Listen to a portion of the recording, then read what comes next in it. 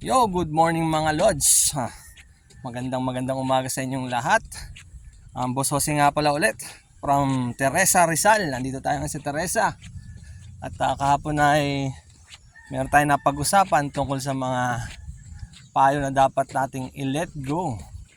So ngayon, pag-usapan naman natin o bigyan natin naman ng payo yung ating mga kaibigan, katulad ng kasama ko dito kagabi. Parang ganun din yung topic. Pero ito naman yung pagiging martir. May option ka para maging martir o mag-let go.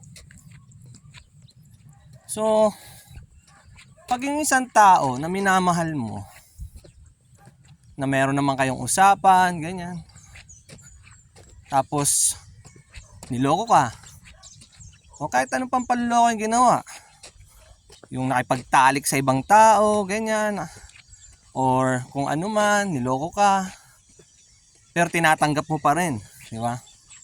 Masakit yun. Kasi nakipagtalik sa ibang tao, di ba? Pero ikaw, martir ka, tinatanggap mo pa rin dahil nga mahal mo. Yung tipong nasira na yung buhay mo, yung pamilya mo. Tapos mayroon kayong usapan pero binabaliwala. Kumbaga yung part mo ginawa mo pero hindi niya na-appreciate. Yung part mo ginawa mo pero binabaliwala ka lang niya.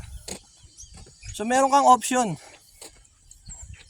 Iwanan mo, magpakalayo-layo ka, or gawin mo, magpakamartir ka dahil nga mahal mo. Yun kasi yung mahirap no. Pag mahal mo talaga yung tao, minsan tinitiis mo yung sakit na hindi mo napapansin, na hindi na umiikot yung mundo mo sa ibang bagay kundi sa tao lang na yun.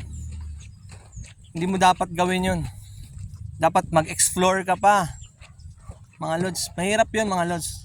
Talagang masakit kasi pagka yung taong minamahal mo, inaasahan mo na meron kayong usapan na ganyan, mag-aantayan kayo, na gagawin mo yung part mo, di ba?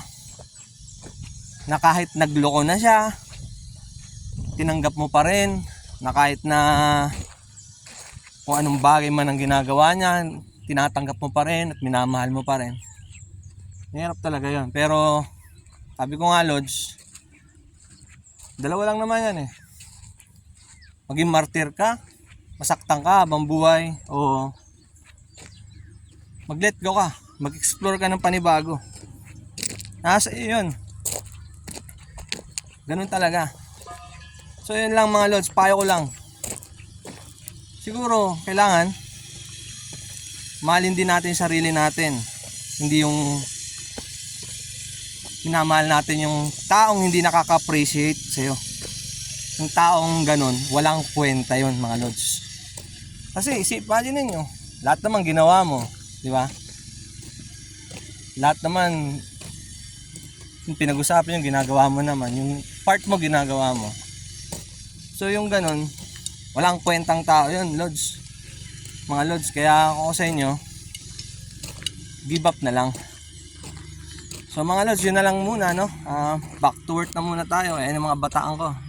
Aayos na yan. Tapos na yung buhos. Kahapon yung mga kalsada natin. So ayan yung mga bata natin, no? So mga Lods, maraming salamat sa panonood ulit sa aking walang kwentang video. So God bless ulit sa inyong lahat. Take care. Boss Jose Libay nga pala. Adios.